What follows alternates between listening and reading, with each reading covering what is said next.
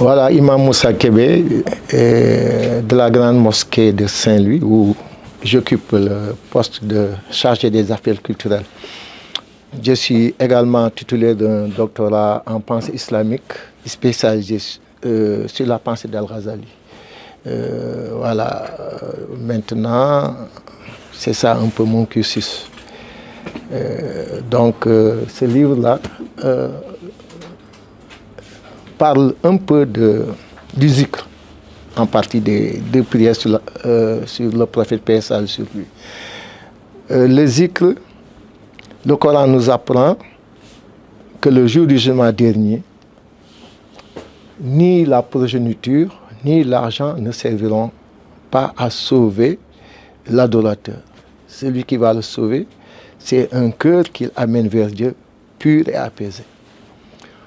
Or, le même Coran nous dit que c'est par le zikr que les cœurs s'apaisent. Allah bi zikrillah tatma'innul qulub.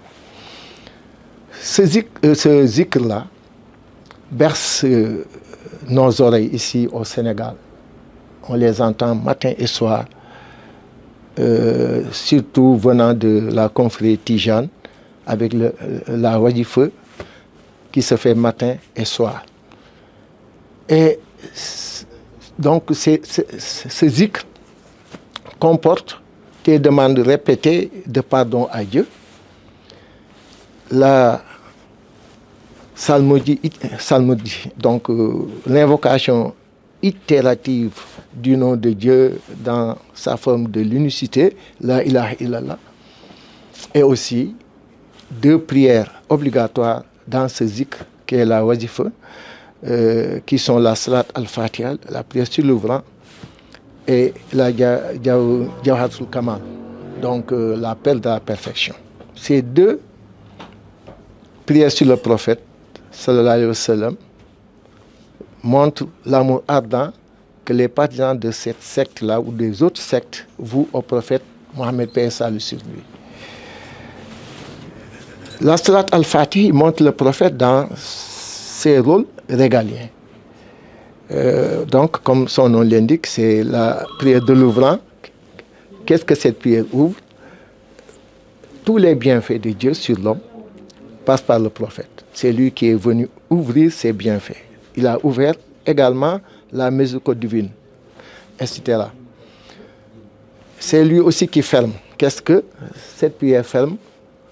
La prophétie d'abord, parce qu'il n'y a pas de prophète après le prophète, même si certains continuent à dire qu'il y a des prophètes après le prophète. Mais pour nous, les musulmans orthodoxes, le prophète, il a clos la prophétie. Et c'est ce que nous apprend le Coran et la Sunna. Mais cette prière également nous montre, parce que ce sont des participes actifs en arabe. Al-Fatih, donc Al-Khatim, Al-Nasir. C'est celui qui aide. Qui aide quoi? Qui aide le Coran ou bien aide l'islam par l'explication claire du Coran. Ça peut être une explication, mais celui qui aide la vérité par la vérité, c'est la traduction littérale. La vérité peut être Dieu. Et l'autre vérité peut être la vérité tout simplement. C'est-à-dire le prophète, il t'aide, il aide Dieu en implantant sa religion, mais sans l'heure ni lueur. Donc par la vérité tout simplement. Mais le prophète aussi est Al-Hadi, celui qui guide vers le droit chemin. Ce sont les rôles régaliens que la Salat Fatiha démontre. Cette Salatul Fatiha est pleine de vertus et de bienfaits. Parce que une seule récitation d'après la fondation de la terre, de la Salatul Fatiha, peut être une rémission pour l'humanité toute entière contre le feu de l'enfer. Donc, elle a beaucoup de vertus. L'autre prière sur le prophète, qui est la Jawharatul Kamal, donc la perle de la perfection, et aussi une prière unique et spécifique à la secte Tijane, qui montre le prophète dans ses états mystiques. Donc le prophète, c'est la lumière, c'est le grenier des savoirs, donc c'est également la source de la miséricorde. Donc c'est un peu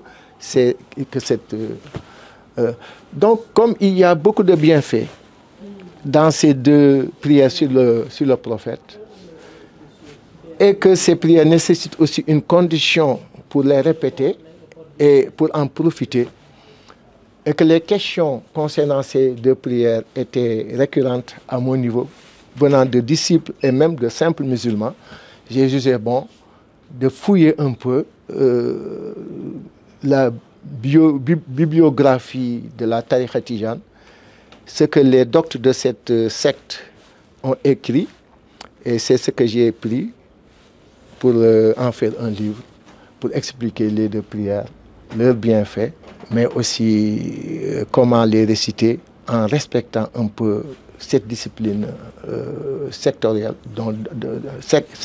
sectaire, donc, pour en bénéficier pleinement. C'est le fond c'est ce qui explique ce livre-là, qui, à mon avis, peut intéresser tous les musulmans qui veulent comprendre un peu ce qu'est le soufisme et ce qui explique que les disciples de ces tariqas-là les répètent matin et soir.